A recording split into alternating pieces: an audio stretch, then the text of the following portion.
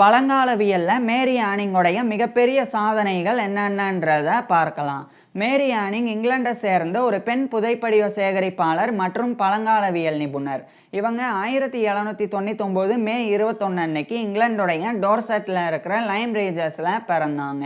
இவங்களுடைய அப்பாவான ரிச்சர்ட் ஆனிங் இவங்களுக்கும் இவங்களுடைய கூட பிறந்தவங்களுக்கும் சின்ன வயசுல இருந்தே ஃபாசில்ஸ் புதைப்படிவங்களை எப்படி சேகரிக்கணும்னு கற்பித்து வந்தாங்க. அதாவது மண்ணில் புதைஞ்சு கல்லா மாறின தாவரங்கள் மற்றும் விலங்குகளினுடைய எச்சங்கள் தான் புதைப்படிவங்கள். அந்த புதைப்படிவங்களை இவங்களுடைய அப்பா அருங்காட்சியகங்கள், விஞ்ஞானிகள், சுற்றுலா பயணிகள் கிட்டலாம் விற்பனை செஞ்சு வந்தாங்க. அதனால தான் இவங்களுடைய அப்பா இவங்களுக்கு புதைப்படிவங்களை எப்படி சேகரிக்கணும்னு கற்பித்து வந்தாங்க. இந்த நிலையில தான் துரதிருஷ்டவசமா 1810ஆம் ஆண்டு மேரி ஆனிங்குக்கு வெறும் 11 வயசு இருக்கும்போதே இவங்களுடைய அப்பாவான ரிச்சர்ட் ஆனிங் இறந்து போயிடுறாங்க. இதுக்கப்புறம் மேரி ஆனிங்குடைய குடும்பம் ரொம்பவும் கஷ்டப்பட ஆரம்பிச்சிருந்தாங்க. அதை தொடர்ந்து இவங்களுடைய அம்மாவான மேரி மோர் ஆனிங், அதே மாதிரி இவங்களுடைய எல்டர் பிரதரான ஜோசப் ஆனிங், அதுக்கப்புறம் மேரி ஆனிங் இவங்கெல்லாம் இணைஞ்சு தான் ஃபாசில்ஸ் புதைப்படிவங்களை சேகரிக்க தொடங்கியிருந்தாங்க. அப்போ ஒரு முறை 1811ஆம் ஆண்டு அந்த லைம் ரீஜஸ்ல இருக்கக்கூடிய ஒரு பெரிய கிளிப்ஸ் பாறை, அதுக்கு கீழே ஒரு புதைப்படிவத்தை இவங்களுடைய மூத்த சகோதரரான ஜோசப் ஆனிங் வந்து பார்த்தாங்க. குறிப்பாக அந்த பாறைக்கு கீழே ஒரு பெரிய உயிரினத்தினுடைய தலையினுடைய கூடு மட்டும், அதாவது மண்டை ஓடு மட்டும் இருந்தது. ஸோ அதை பார்த்த பிறகு இப்போ அந்த ஒரு பாறையை அகற்றினா அல்லது அதை வந்து அகழ்வாராய்ச்சி செஞ்சு அதை முழுமையாக ரிமூவ் பண்ணால் அந்த பாறைக்கு கீழே இருக்கக்கூடிய உயிரினம் என்ன அப்படின்றத முழுமையாக வந்து அந்த உயிரினத்தினுடைய புதைப்படிவத்தை வெளியெடுத்து பார்க்க முடியும். அதுக்கு மேரி ஆனிங் தான் வந்து அந்த ஒரு பாறையிலிருந்து அந்த புதைப்படிவத்தை வெளியெடுக்கக்கூடிய அந்த எக்ஸ்கவேஷன் அப்படின்ற அந்த அகழ்வாராய்ச்சி முறையை பின்பற்ற தொடங்கியிருந்தாங்க. அந்த பாறையானது ரொம்ப அன்ஸ்டேபிளாக இருந்தது, அதாவது நிலையற்றதாக இருந்தது. அது எப்போ வேணால் உடையலாம், அது மாதிரி இருந்தது. அதனால் அதை வந்து வெளியெடுக்கிறது அப்படின்றது ரொம்ப சவால் நிறைந்தது. அது மேரி ஆனிங்குக்கே வந்து ஆபத்தாக முடியலாம். அதே சமயம் அந்த பாறைக்கு கீழே இருக்கக்கூடிய அந்த புதைப்படிவமும் சேதமடையலாம். அப்பேற்பட்ட சூழ்நிலை இருந்தபோதும் ரொம்ப தைரியமாக மேரி ஆனிங் தான் அந்த பாறையை வந்து குடஞ்சி அதிலிருந்து அந்த ஒரு உயிரினத்தை மெல்ல மெல்ல வெளியெடுக்க தொடங்கியிருந்தாங்க. அப்போ மேரி ஆனிங்குக்கு வெறும் 12 வயசு தான் இருந்தது. அதுக்கப்புறம் முழுமையாக அந்த ஒரு உயிரினத்தை அவங்க வந்து வெளியெடுத்தாங்க. அது கிட்டத்தட்ட 5.2 மீட்டர் இருந்தது. அதாவது சுமாராக 17 அடி அளவுக்கு அது பெருசாக இருந்தது. அந்த உயிரினம் தான் இக்தியோசார் அப்படின்றது. இக்தியோசார் அப்படின்னா இது ஒரு மெரைன் ரெப்டைல், அதாவது கடல்வாழ் ஊர்வன உயிரினம். இது வந்து கடல்ல அந்த காலத்துல வாழ்ந்த ஒரு உயிரினம், இப்போ வந்து கிடையாது, இது அழிஞ்சு போன உயிரினம். குறிப்பா வந்து ஜுராசிக் பீரியட்ல வாழ்ந்த உயிரினம். ஜுராசிக் பீரியட் அப்படின்னா சுமாரா ஒரு 20 கோடி வருடங்களுக்கு முன்னாடியிலிருந்து 14.5 கோடி வருடங்களுக்கு உட்பட்டது. ஸோ அந்த ஆண்டுகளுக்கு உட்பட்ட அந்த காலம்தான் ஜுராசிக் பீரியட் அப்படின்றது. அது வந்து மெசோசோயிக் எரா அப்படின்ற ஒரு மிகப்பெரிய எராக்கு கீழே வரும். மெசோசோயிக் எரா அப்படின்னா சுமாராக 25.2 கோடி ஆண்டுகளுக்கு முன்னாடியிலிருந்து 6.6 கோடி முன்னாடி வரைக்கும். அதாவது கரெக்டாக புரிகிற மாதிரி சொல்லணும்னா 25 கோடியே 20 லட்சம் ஆண்டுகளுக்கு முன்னாடியிலிருந்து 6 கோடியே 60 லட்சம் ஆண்டுகள். இந்த இடைப்பட்ட அந்த கிட்டத்தட்ட 18.60 லட்சம் ஆண்டுகள். ஸோ 18 கோடியே 60 லட்சம் ஆண்டுகள். இந்த இடைப்பட்டது தான் மெசோசோயிக் எரா. அதில் ஒரு குறிப்பிட்ட பீரியடு தான் நான் சொன்ன அந்த ஜுராசிக் பீரியட் அப்படின்றது. அந்த காலத்தில் வாழ்ந்த உயிரினம் தான் இந்த இக்தியோசர் அப்படின்றது. ஸோ குறிப்பாக வந்து அது கடல்வாழ் ஊர்வன அப்படின்றனால அது கடலில் வாழ்ந்தது. ஸோ அந்த கடலில் வாழ்ந்த உயிரினத்தினுடைய அந்த ஃபாசில்ஸை தான் மேரி ஆனிங் வந்து வெளியே எடுத்திருந்தாங்க. முழுமையாக வெளியே எடுத்த பிறகு அதை விற்பனை செய்யவும் செஞ்சாங்க. அதுக்கப்புறமா அதை வந்து சர் எவரார்ட் ஹோம் அப்படின்ற ஒரு பிரிட்டிஷ் சர்ஜன், அவர் தான் அதை வந்து முழுமையாக வாங்கி அதை வந்து முழுமையாக விளக்கவும் செஞ்சாங்க. குறிப்பாக அது வந்து ஜுராசிக் பீரியடில் வாழ்ந்த ஒரு உயிரினம். அது வந்து பெரிய அளவில் அதனுடைய அந்த உடல் அமைப்பு வந்து மிகப்பெரிய அளவில் இருக்கும். பார்க்குறதுக்கு ஓரளவுக்கு டால்ஃபின் மாதிரி இருக்கும், ஆனால் முழுமையாக அது டால்ஃபின் கிடையாது. அதே மாதிரி அந்த உயிரினத்தினுடைய உடல் அமைப்பு, குறிப்பாக அதனுடைய துடுப்புகள் வந்து ரொம்ப பெரிய அளவில் இருக்கும். ஸோ அதெல்லாமே வந்து அதுக்கப்புறம் வந்து விளக்கப்பட்டது. இதுக்கு முன்னாடியே இந்த இக்தியோசர் அதனுடைய ஃபாசில்ஸ் வந்து சேகரிக்கப்பட்டிருக்கு தான். ஆனால் அந்த இக்தியோசருடைய ஃபாசில்ஸ் வந்து ரொம்ப துண்டு துண்டாக தான் சேகரிக்கப்பட்டிருக்கு. அதாவது ஒரு சில இடங்கள்ல அந்த இக்தியோசருடைய துடுப்புகள் மட்டும் இருக்கும், ஒரு சில இடங்கள்ல அந்த இக்தியோசருடைய தலைப்பகுதி இருக்கும். இது மாதிரி வந்து துண்டு துண்டாக எடுக்கப்பட்டிருந்தது. இதனால அது எவ்வளோ பெருசாக இருக்கும் அப்படின்றது அந்த காலத்தில் ஒரு சந்தேகமாக தான் இருந்தது. ஆனால் மேரி ஆனிங் தான் அதை முழுமையாக வந்து எடுத்து கொடுத்துருந்தாங்க. அதனால அது 17 அடி அளவுக்கு இருக்குது, அது இந்த வடிவமைப்பில் இருக்குது அப்படின்ற முழுமையாக அதுக்கப்புறம் தான் தெரிய வந்தது. ஸோ இது வந்து அதுக்கப்புறம் விளக்கவும் பட்டது. இதே காலத்தில் இன்னும் கூடுதலாக பல விஷயங்கள் வந்து தெரிய வந்தது. அதாவது அப்போ ஏற்கனவே சில உயிரினங்கள் இந்த உலகத்தில் வாழ்ந்திருக்கு, அந்த உயிரினங்கள் எல்லாம் அழிஞ்சும் போயிருக்கு அப்படின்றது இந்த காலத்தில் தான் புரிய வந்தது. இதுக்கப்புறமா மேரி ஆனிங் வந்து இவங்களுடைய பிரதர் கூட சேர்ந்து இன்னும் நிறைய உயிரினங்களை வந்து சேகரித்தாங்க. உயிரினங்களினுடைய மாதிரிகள் ஸ்பெசிமன்ஸையும் அதே மாதிரி ஃபாசில்ஸ் புதைப்படிவங்களையும் சேகரித்தாங்க. அதில் குறிப்பாக மேரி ஆனிங் வந்து அம்மோனைட்ஸ் அப்படின்ற ஒரு வகையான கடல் உயிரினம், அதுக்கப்புறமா பெலம்னைட்ஸ் அப்படின்ற ஒரு வகையான கடல் உயிரினம், அவைகள் எல்லாத்தினுடைய மாதிரிகளையும் சேகரித்து பிரிட்டிஷ் மியூசியம் உட்பட பல மியூசியம்ஸுக்கும் பல விஞ்ஞானிகளுக்கும் விற்பனையும் செஞ்சு வந்தாங்க. அதே மாதிரி இந்த இக்தியோசருடைய ரொம்ப ரேரான பல அந்த இனத்திலே இருக்கக்கூடிய வெவ்வேறு இனங்களை இவங்க வந்து சேகரித்தாங்க. குறிப்பாக 1821 சொல்ல போனால் இந்த இந்த டெம்னோடான்டரஸ் அப்படின்னு சொல்லி இந்த இக்தியோசர்லேயே இருக்கக்கூடிய ஒரு வகையான இனம். ஸோ அதையும் இவங்க வந்து வெளியெடுத்தாங்க, அதனுடைய புதைப்படிவத்தையும். அதுக்கப்புறமா 1823 இந்த காலத்தில் மேரி ஆனிங் வந்து இன்னொரு பெரிய ஒரு கடல்வாழ் உயிரினத்தினுடைய ஒரு உடலை வந்து வெளியெடுத்தாங்க. அதுதான் வந்து பிளெசியோசர் அப்படின்றது. இந்த பிளெசியோசர் அப்படின்றது ரொம்ப வித்தியாசமான ஒரு உயிரினமாக இருந்தது. அதாவது அதுவும் வந்து ஒரு மெரைன் ரெப்டைல் தான். அதாவது கடல்வாழ் உயிரினம், கடல்வாழ் ஊர்வன அப்படின்னா என்னென்னா, இப்போ முதலை இருக்குது, அதே மாதிரி ஆமை இருக்குது. இதெல்லாமே வந்து கடலில் அதாவது முதல்ல வந்து நீரில் வாழக்கூடியது, ஆமையும் வந்து நீரில் குறிப்பாக கடலில் வாழக்கூடியது. இதெல்லாமே வந்து நீர்லையும் வந்து ஊர்வன விலங்குகள் தான். ஸோ அது மாதிரி கடலில் ஊர்வன விலங்குகளாக வாழக்கூடியது தான் மெரைன் ரெப்டைல்ஸ் அப்படின்றது. ஸோ அதில் ஒன்று தான் இந்த பிளெசியோசர் அப்படின்றதும். இதை இவங்க வந்து சேகரித்தாங்க. ஆரம்பத்தில் இது வந்து உண்மையிலேயே ஒரு உயிரினம்லாம் கிடையாது, மேரி ஆனிங் தான் வந்து ஏதோ வெவ்வேறு எலும்புகளை சேர்த்து இது மாதிரி உருவாக்கி இருக்கிறாங்க அப்படின்னு தான் ஆரம்பத்தில் கருதினாங்க. ஏன்னா அந்த பிளெசியோசர் பார்க்குறதுக்கே வித்தியாசமாக இருக்கும். அதனுடைய கழுத்து நீளமாக இருக்கும், ஆனால் அதனுடைய தலை வந்து ரொம்ப சின்னதாக இருக்கும். அதுக்கு வந்து துடுப்பு போன்ற அமைப்புகள் கொண்ட 4 ஃப்ளிப்பர்ஸும் வந்து இருக்கும். ஸோ அதெல்லாம் பார்க்கும்போது இப்படி ஒரு உயிரினம் இருக்க வாய்ப்பே இல்லை அப்படின்னு சொல்லி தான் ஆரம்பத்தில் கருதினாங்க. ஆனால் மேரி ஆனிங் வந்து அது ரொம்ப சிறப்பாக வந்து எக்ஸ்கவேட் பண்ணி வெளியெடுத்திருந்தாங்க. அது மட்டும் இல்லாமல் அந்த ஒரு உயிரினத்தை வந்து ரொம்ப அழகாக ப்ரிசர்வ் பண்ணவும் செஞ்சுருந்தாங்க. அதனால கண்டிப்பாக அது வந்து உண்மையிலே உயிரோட ஏற்கனவே வாழ்ந்த உயிரினம் தான், இப்படியும் ஒரு கடல்வாழ் உயிரினம் இருந்திருக்கு அப்படின்றது அதுக்கப்புறம் ஏற்றுக்கொள்ளப்பட்டது. அதை தொடர்ந்து 2 நபர்கள், ஒருத்தர் வந்து வில்லியம் கானிபேர் அப்படின்னு சொல்லி, இன்னொருத்தர் வந்து ஹென்றி டலபீச் அப்படின்னு சொல்லி, இவங்க 2 பேருமே இங்கிலாண்டை சேர்ந்த புவியியலாளர்கள் மற்றும் பழங்காலவியல் நிபுணர்கள். இவங்க 2 பேரும் தான் அந்த ஒரு உயிரினத்தை வந்து 1823 இவங்க கண்டறிஞ்சது பிறகு அதை வந்து விளக்கினாங்க. அது உண்மையிலே கடல்வாழ் உயிரினம் தான், அதுவும் வந்து ஜுராசிக் பீரியடில் வாழ்ந்தது தான் அப்படின்னு. ஸோ அதையும் மேரி ஆனிங் தான் வந்து கண்டெடுத்திருந்தாங்க. அதுக்கப்புறமா மேரி ஆனிங் வந்து இன்னும் நிறைய ஃபாசில்ஸை இவங்க வந்து தொடர்ச்சியாக வந்து சேகரித்து வந்தாங்க. இவங்க சேகரிக்கிறதெல்லாம் குறிப்பாக அந்த ஹென்றி டலபேஜ் அவர்கிட்ட தான் கொடுத்தாங்க. அவர் வந்து ரொம்ப ஃபேமஸான ட்ரூரியோ அப்படின்னு சொல்லி ஒரு பெரிய ஒரு ஓவிய படைப்பு இருக்குது. அதை நான் வந்து டிஸ்பிளே பண்ணுறேன் முடிஞ்சால் அதோடைய பேரோட. ஸோ அந்த ஒரு பெயிண்டிங் வந்து அவர் வந்து உருவாக்கினாங்க. அதில் அவர் வந்து கடந்த காலத்தில் கடல் எப்படி இருந்திருக்கும், அப்போ இந்த கடல்வாழ் உயிரினங்கள்லாம் எப்படி இருந்திருக்கும், அதெல்லாம் ரொம்ப சிறப்பாக அவர் வந்து வரைஞ்சிருந்தாங்க. அது பாலியோ ஆர்ட் அப்படின்னு அழைக்கப்படும். அதாவது அந்த காலத்தில் எப்படி இருந்தது அப்படின்றது ஓவியம் மூலமாக வந்து சித்தரிக்கக்கூடியது தான் அந்த பாலியோ ஆர்ட் அப்படின்ற கலை.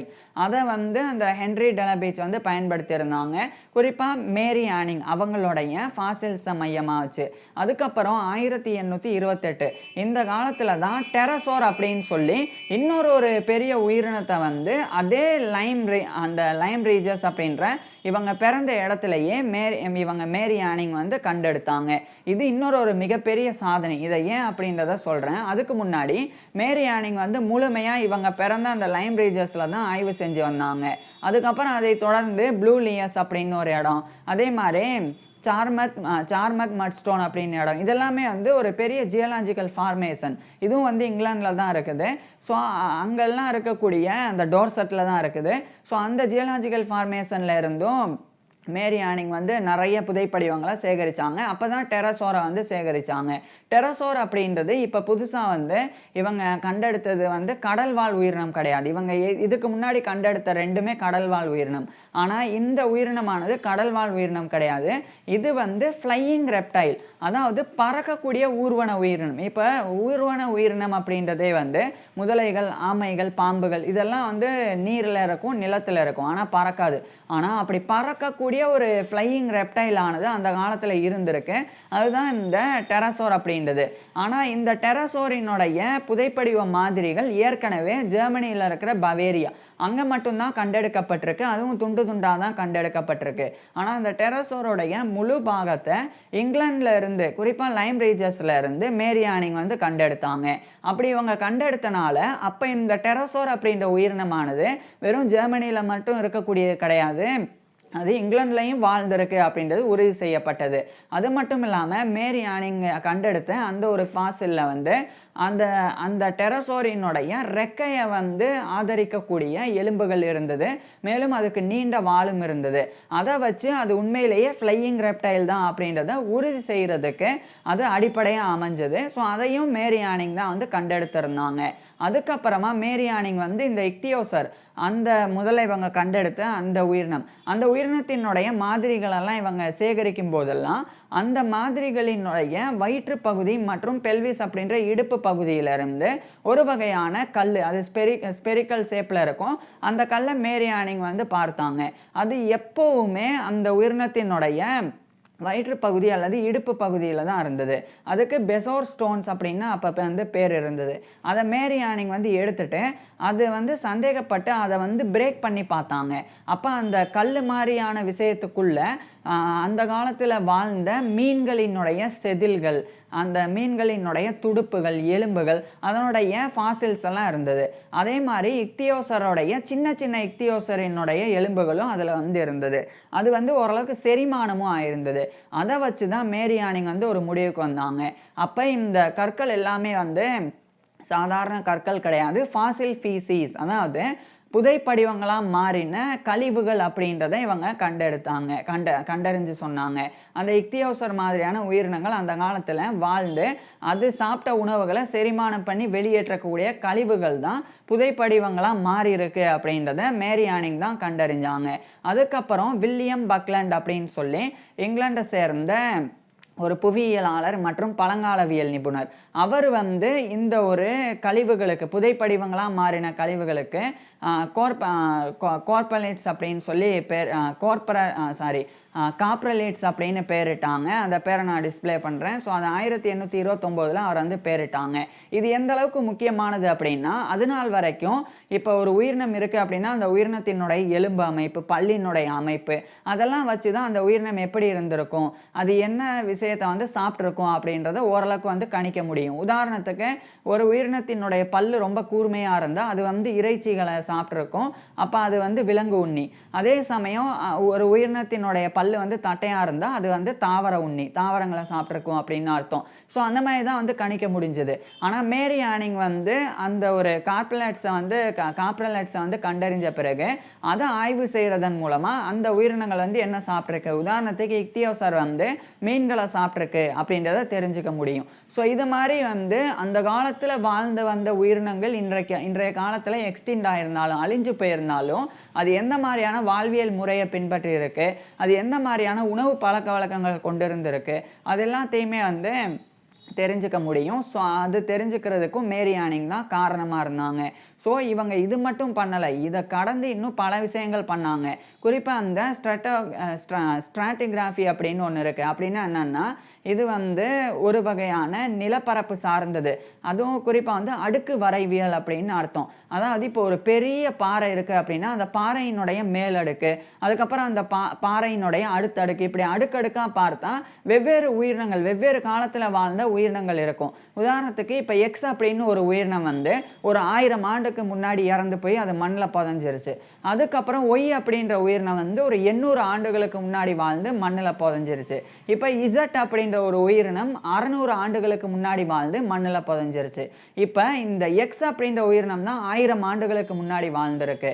அதே மாதிரி ஒய் இசட் எல்லாம் அடுத்தடுத்து வாழ்ந்திருக்கு.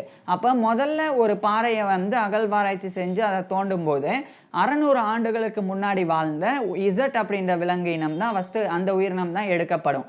அதுக்கப்புறம் இன்னும் நல்லா தோண்டினா 800 ஆண்டுகளுக்கு முந்தையது, இன்னும் நல்லா தோண்டினா 1000 ஆண்டுகளுக்கு முந்தையது. ஸோ இப்படி அந்த பீரியட் நான் சும்மா சின்ன சின்ன குறிப்பிட்ட ஆண்டுகளை சொல்லியிருக்கேன். ஆனால் இது வந்து ஜுராசிக் பீரியட், அதுக்கு முந்தைய ட்ராசிக் பீரியட், இப்படி ரொம்ப ரொம்ப காலம்லாம் கோடிக்கணக்கான ஆண்டுகள் அப்படியே பின்னாடி போவோம். ஸோ இப்போ வந்து ஒரு பாறை உருவாகி இருக்கு அப்படின்னா அது அப்படியே எடுத்தோடனே பாறையாக இருக்காது. ஆரம்பத்தில் ஓரளவுக்கு ஒரு நிலப்பரப்பாக இருந்தால் அதுக்கு மேலே கொஞ்சம் கொஞ்சமாக மண் இறுகி போய் மேலே மேலே மேலே மேலே மண் விழுந்து அதுக்கப்புறம் தான் காலப்போக்கில் அது பெரிய பாறையாகவே உருவாகுது.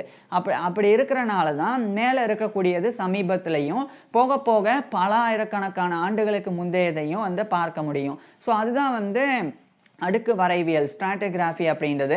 அதை ரொம்ப நல்லா மேரி ஆனிங் வந்து புரிஞ்சிருந்தாங்க. அதாவது பாறையை தோண்ட ஆரம்பித்த உடனே ஒரு புதைப்படிவம் கிடச்சிது அப்படின்னா அது ரொம்ப ரொம்ப பல கோடி ஆண்டுகளுக்கு முந்தையதெல்லாம் கிடையாது அப்படின்றத உணர்ந்தாங்க. அதே மாதிரி இன்னும் தோண்ட தோண்ட ஆழத்தில் போக போக ரொம்ப ஆழத்தில் ஒரு உயிரினத்தினுடைய மாதிரி கிடைச்சா அது பல கோடி ஆண்டுகளுக்கு முந்தையது அப்படின்றதையும் மேரி ஆனிங் உணர்ந்தாங்க. ஸோ அப்பேற்பட்ட விஷயத்தையும் இவங்க செஞ்சுருந்தாங்க.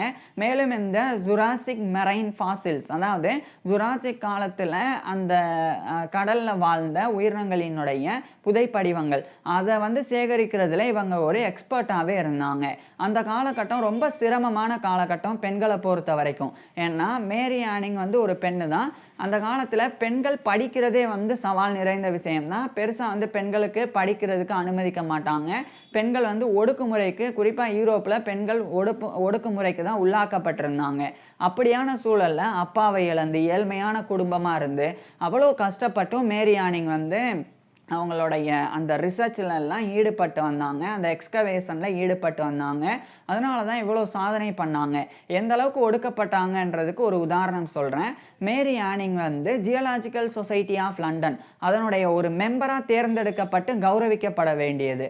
ஆனால் அவங்க கௌரவிக்கப்படலை. அது காரணம் இவங்க பெண்ணாக இருந்தனால. இதுக்கு ஒரு உதாரணம் சொல்கிறேன். மேரி ஆனிங்கை வந்து சில முக்கியமான விஞ்ஞானிகள், குறிப்பாக சொல்லப்போனால் நான் ஏற்கனவே சொன்ன வில்லியம் பக்லண்ட், அதுக்கப்புறம் வந்து வில்லியம் கோனிபியர், அதே மாதிரி ஹென்ரி டலபேஜ், அதுக்கப்புறம் வந்து சர் ரிச்சர்ட் ஓவன் அப்படின்னு சொல்லி ஒரு விஞ்ஞானி இருக்கிறாங்க. இங்கிலாண்டை சேர்ந்து ஒரு பழங்காலவியல் நிபுணர் தான் அவரும். ஸோ இவங்கெல்லாம் பெரிய பெரிய பழங்காலவியல் நிபுணர்கள், நிறைய பேர் பெற்றவங்க. குறிப்பாக வில்லியம் பக்லண்ட் தான் வந்து மெகலோசரஸ் அப்படின்னு முதல் டைனோசரை அதிகாரப்பூர்வமாக கண்டெடுத்தவர். ஸோ அந்த மாதிரியான நபர்களே கூட மேரி ஆனிங்கிட்ட தான் வந்து கன்சல்ட் பண்ணாங்க, ஆலோசனைலாம் கேட்டாங்க. அந்த அளவுக்கு மேரி ஆனிங் வந்து ஒரு தலை சிறந்த பெண் பழங்காலவியல் நிபுணராக இருந்தாங்க. அப்படி இருந்த போதும் கூட ஜியாலஜிக்கல் சொசைட்டி ஆஃப் லண்டனில் இவங்க ஒரு பெண்ணாக இருந்தனால அனுமதிக்கப்படலை. அது மட்டும் இல்லாமல் 1839ஆம் ஆண்டு மேரி ஆனிங் தரப்பிலிருந்து ஒரு பெரிய லெட்டர் எழுதி இவங்க கண்டறிஞ்சிருந்த விஷயங்களெல்லாம் வெளியிடப்பட்டது. அந்த விஷயங்கள் வந்து மற்ற நபர்கள் வந்து ரிசர்ச் ஒரு ஒர்க்காகவே எழுதி வெளியிட்டாங்க. குறிப்பாக வந்து மேகசின் ஆஃப் நேச்சுரல் ஹிஸ்ட்ரி, அது இன்றைய காலகட்டத்தில் ஜேர்னல் ஆஃப் நேச்சுரல் ஹிஸ்ட்ரி அப்படின்னு அழைக்கப்படுது, அதில் வெளியிட்டாங்க. ஆனால் மேரி ஆனிங்கோடைய பெயர் குறிப்பிடலை. ஏன்னா மேரி ஆனிங் ஒரு பெண்ணாக இருக்கிறனால அவங்களுடைய பேரை குறிப்பிட்டால் அந்த ஒர்க்கை பப்ளிஷ் பண்ண விட மாட்டாங்க. ஸோ அப்படியான காலத்தில் தான் மேரி ஆனிங் இவ்வளோ சாதனைகளை பண்ணியிருக்கிறாங்க. ஸோ இவங்க இறுதியாக 1847ஆம் ஆண்டு மார்ச் 9 அன்னைக்கு இவங்களுடைய 47 வயசில் மேரி ஆனிங் இறந்து போயிடுறாங்க. மேரி ஆனிங் வாழ்ந்தது வெறும் 47 ஆண்டுகள் இருந்தாலும் இவங்க பண்ண சாதனைகள் வந்து இவ்வளோ ஆண்டுகள் கடந்த பிறகும் இன்னைக்கும் வந்து பேசப்பட்டு வருது. இன்ஃபேக்ட் இவங்க வாழும்போது இவங்களுக்கு பெரிய கௌரவம் கிடைக்கலன்னாலும் இவங்க இறந்த பிறகு மேரி ஆனிங் வந்து இன்றைய காலத்தில் உலகத்தில் போற்றப்படக்கூடிய ஒரு பெண் புதைப்படிவ சேகரிப்பாளராகவும் பழங்காலவியல் நிபுணராகவும் பார்க்கப்படுறாங்க. ஸோ இப்பேற்பட்ட மேரி ஆனிங் பற்றி நீங்கள் என்ன நினைக்கிறீங்க அப்படின்றத கீழே கமெண்ட்ஸில் சொல்லுங்கள்.